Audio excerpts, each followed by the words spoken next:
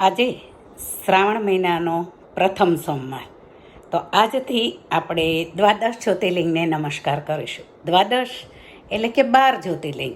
12 જ્યોતિર્લિંગમાંનું પ્રથમ જ્યોતિર્લિંગ એટલે આપણા સૌરાષ્ટ્રમાં બિરાજમાન સોમનાથ મહાદેવનું મંદિર. જ્યોતિર્લિંગનો મતલબ થાય જ્યોતિ એટલે પ્રકાશ, જ્યોતિર એટલે જ્ઞાન, જ્યોતિર એટલે તેજ. તો આવા તેજોમય જ્ઞાનથી મહાસાગરના કિનારે જે બિરાજમાન છે તેવા તેજોમય મહાદેવને આપણે દર સોમવારે એક કરતાં દરેક મહાદેવને નમસ્કાર કરીશું. તો ચાલો જાણીએ આ સોમનાથ મહાદેવનો ઇતિહાસ.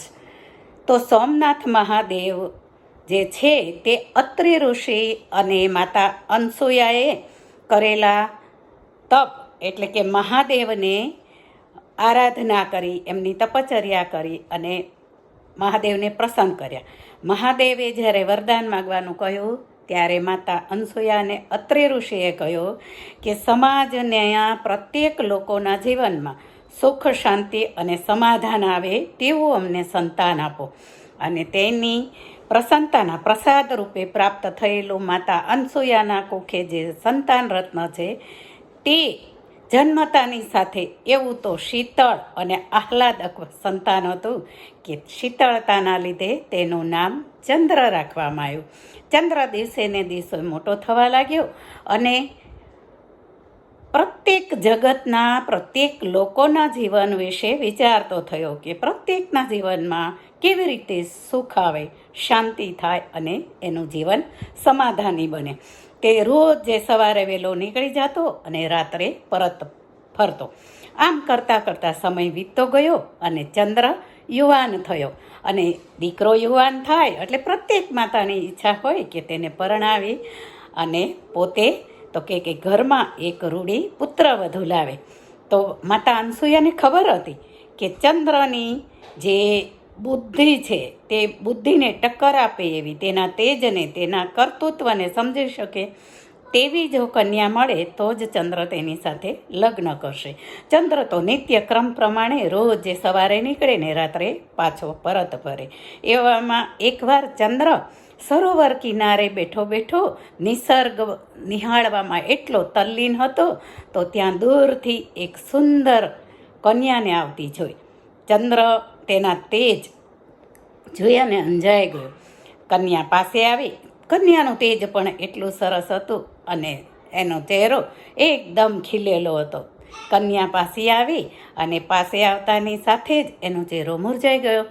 ચંદ્રએ પૂછ્યું કે તમે જ્યારે દૂરથી મેં તમને જોયા ત્યારે તમારું જે રૂપ સુંદરતા છે એ સુંદરતા મને નિહાળ્યા પછી કેમ આમ કરમાઈ ગયું, તો એની પાછળ ઉદાસીનું કારણ શું છે?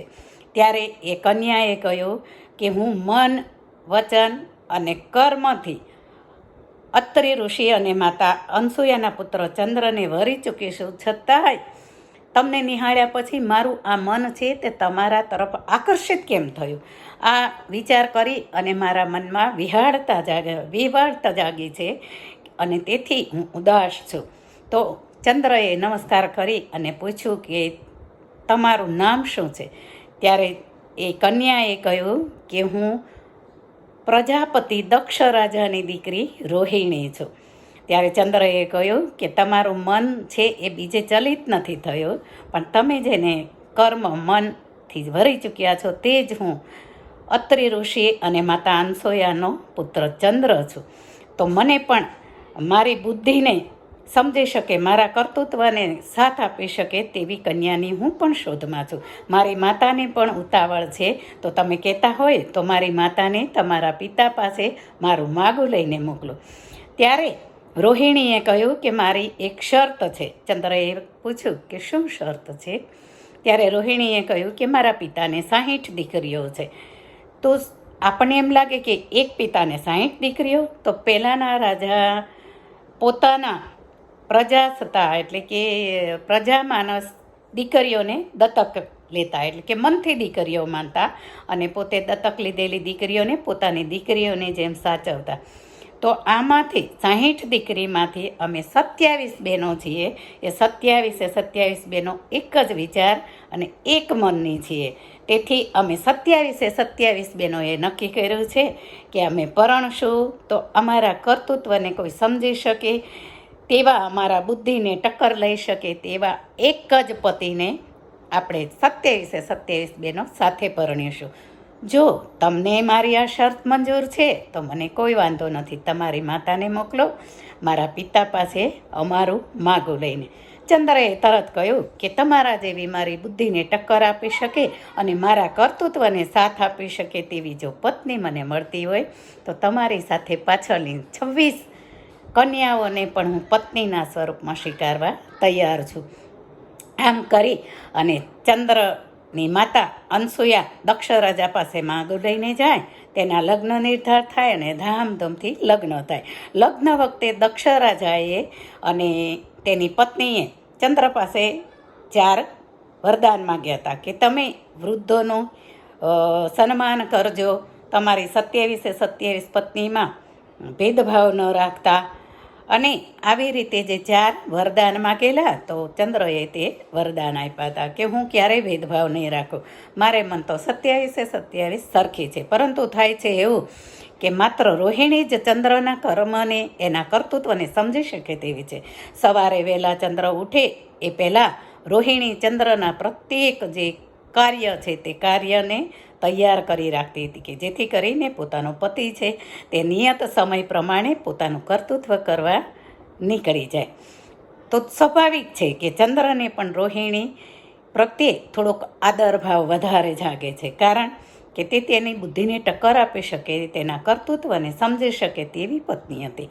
અને પાછળની જે 26 પત્નીઓ હતી ચંદ્રની, તેને એવું લાગવા માંડ્યું કે મારા પિતાએ જે કીધું હતું એ આજ્ઞાનું પાલન મારા આ પતિ નથી કરતા, તે તો માત્ર રોહિણીને પ્રેમ કરે છે, અમને 26ની સામે જોતા પણ નથી. પણ થાય છે એવું કે ચંદ્ર તો પોતાના નિત્યક્રમ પ્રમાણે સવારે વહેલા જાય અને સાંજે આખા જગતમાં ફરી અને ઈશ્વરની વાતો સમજાવી અને પ્રત્યેક વ્યક્તિના જીવનમાં સુખ, શાંતિ અને સમાધાની જીવન કેમ બને તે માટે ફરતા હતા. તો દક્ષ રાજાને આ 27 જે એની દીકરીઓ છે એણે ફરિયાદ કરી કે તમે આપેલું જે વચન તમને આપેલું અમારા પતિએ તે પાળી નથી શકતા. તો દક્ષ રાજાએ તરત આવી ક્રોધમાં, અને કયા પિતાને ગુસ્સો ન આવે પોતાની દીકરીઓ દુઃખી હોય તો એ જોઈને, તો તરત જ ચંદ્રને બોલાવી અને શ્રાપ આપ્યો. શ્રાપ આપવાથી ચંદ્રની જે શીતળતા હતી, એનું જે તેજ હતું તેમાં ક્ષય લાગ્યો.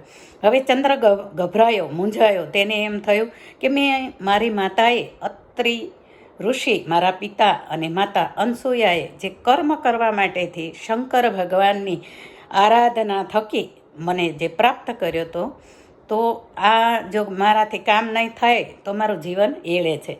તેથી તેણે વિચાર કર્યો કે આમ પણ સસરા એટલે પિતા ગણાય, તો લાઈને હું દક્ષ રાજાના પગમાં પડી અને માફી માગું. તે દક્ષ રાજા પાસે જાય છે અને પોતાની પ્રાયચિત રૂપે માફી માગતા કહે છે કે મેં જાણી જોઈને નથી કર્યું, પણ અજાણતા કદાચ જો તમારી દીકરીઓ સાથે મતભેદ મારે થયો હોય તો તમે મને ક્ષમા કરો અને તમારો શ્રાપ પાછો લઈ લો. કારણ કે મારી માતાએ અને મારા પિતાએ મને આ જગતમાં કામ કરવા માટેથી જ ભગવાન શિવજીની આરાધના થકી મને પ્રાપ્ત પ્રસાદી તરીકે મેળવ્યો છે.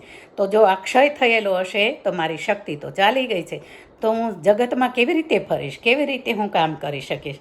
હવે દક્ષ રાજાની 26 દીકરીઓને પણ આ વાતની જાણ થતાં તે આવીને પોતાના પિતાજીને પોતાની થયેલી ભૂલની માફી માંગે છે. હવે દક્ષ રાજાને બરોબર સમજાઈ ગયું કે અરે રે, મેં પિતૃવાત્સલ્યમાં કેવી મોટી ભૂલ કરી નાખી. પરંતુ દક્ષ રાજાએ કીધું કે હે ચંદ્ર, મેં જે તમને શ્રાપ આપ્યો છે એ શ્રાપમાં જ મારી આખી જિંદગીનું જે તપ હતું તે ચાલી ગયું છે. હવે એ શ્રાપને હું પાછો ખેંચી શકું તેવી શક્તિ મારી પાસે બચી નથી. તો હું તમને કહું કે તમે બ્રહ્મદેવ પાસે જાઓ અને આનું નિવારણ માગો. ત્યાંથી ચંદ્ર બ્રહ્મદેવ પાસે, ચંદ્ર અને રોહિણી જાય છે અને બ્રહ્મદેવને નમસ્કાર કરી અને આ પાપનું નિવારણ કરવા માટેની કંઈક સૂચના અમને આપો, અમને સમજણ આપો તેવી વાત કરે છે. ત્યારે બ્રહ્મદેવ કહે છે કે મારી પાસે પણ આ શ્રાપનું નિવારણ થઈ શકે તેવી શક્તિ નથી, પરંતુ હા, તમે શિવજીની આરાધના કરો, શિવને પ્રસન્ન કરશો તો ચોક્કસ શિવ પ્રસન્ન થશે અને તમને આ પાપમાંથી તો કે મુક્ત મળશે અને મુક્તિ પ્રાપ્ત થયા પછી ફરી પાછા તમે તે કાર્ય કરવા લાગશો. ચંદ્ર અને રોહિણીએ સરસ મજાનું શિવલિંગ તૈયાર કર્યું અને ભગવાન શિવની આરાધના કરવા લાગ્યા. આરાધના કરતાં કરતાં તેમના તપચર્યાથી ભગવાન શિવ પોતે સ્વયં પ્રસન્ન થયા. એ પ્રગટ થયા અને ચંદ્રને પાછી પોતાની જે શ્રાપ લાગેલી, જે ક્ષય થયેલી કળા હતી તે પાછી આપતા કહ્યું કે જે દક્ષ રાજાનું એટલું તપ હતું તો તપ એળે ન જાય, તો આખો મહિનો તમારામાં તેજ નહીં આવે, પરંતુ 15 દિવસ અંધાર્યું રહેશે.